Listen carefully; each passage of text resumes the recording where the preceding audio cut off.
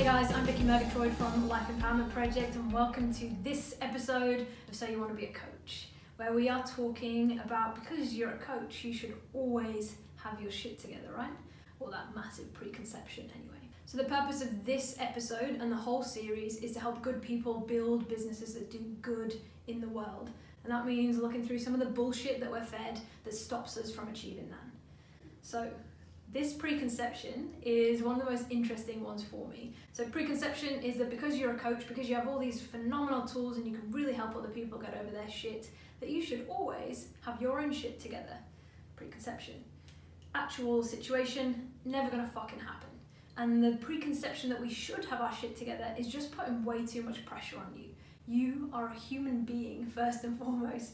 Yes, you might choose to do the coaching stuff while you're here, but you are a human being. And that means a roller coaster of emotions. It means the kind of natural duality of ups and downs and good times and challenges. And that is inescapable. Doesn't matter how far you upskill yourself. Doesn't matter if you get to, Eckhart Tolle level of enlightenment, you are gonna have challenges. So when it comes to this, I really like DeMartini's approach that you're going to be challenged regardless. So you can either choose to be challenged in the pursuit of your mission, or you can be challenged in your settling for mediocrity.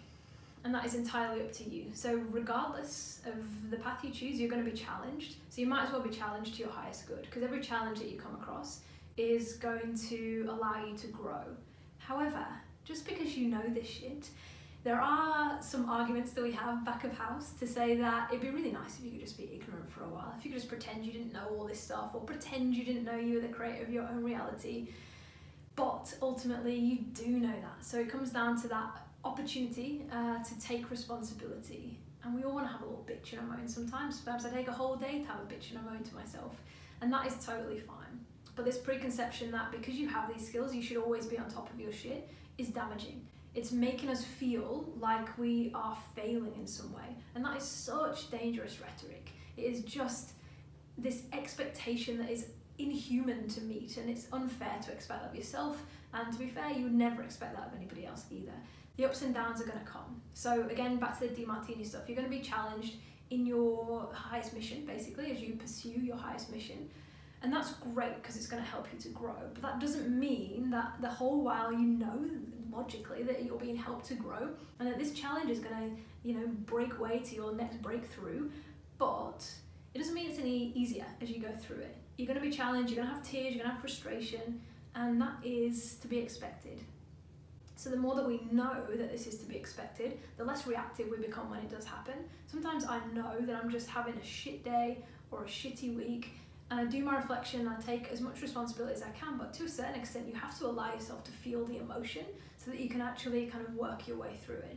So this whole needing to put up these barriers of I've got everything, I've got my shit together, I know these tools, so therefore I must look like I have my stuff together, it's just unrealistic. And luckily nobody's buying into it. It goes back to that first episode with the money stuff. Everybody knows if you're kind of portraying this lifestyle that you just borrowed for a while, your clients, and this is through my own experience and seeing all of our clients do it as well, the more vulnerable, open and honest you can be in ways that work for you and are fully integral to you, the more you can do that, the more you'll make connections with people. Nobody actually wants to see this picture perfect, kind of silver spoon, everything's always worked out for me from day dot. And because you've chosen to lead, that means showing up even when sometimes you don't feel like it, but it's okay to be honest with where you're at.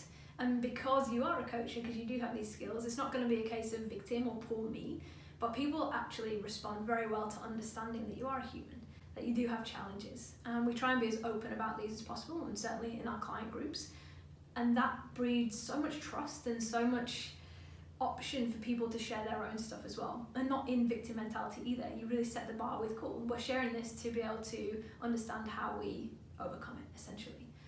So the entrepreneurial roller coaster is very real, the whole, oh my God, everything's amazing, oh fucking hell, can I really even do this? That goes minute by minute, day by day.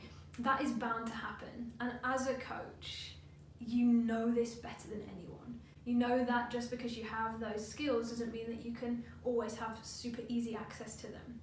And because you're an entrepreneur, because you're a business owner, you're not satisfied with where you are, so you're constantly seeking more growth, which means more challenges because you're going through growth that you've never experienced before. You're learning new skills, you're developing yourself internally in new ways, and that's going to mean coming across situations that are unfamiliar, that are going to trigger old shit. And we can know this logically, but then it's bringing in that permission to allow yourself to go there emotionally as well. That's the big difference maker. So when we know and we can be honest that nobody has their shit together 100% of the time, and the more you can accept that and surrender to that when it does come up, the quicker you'll solve it.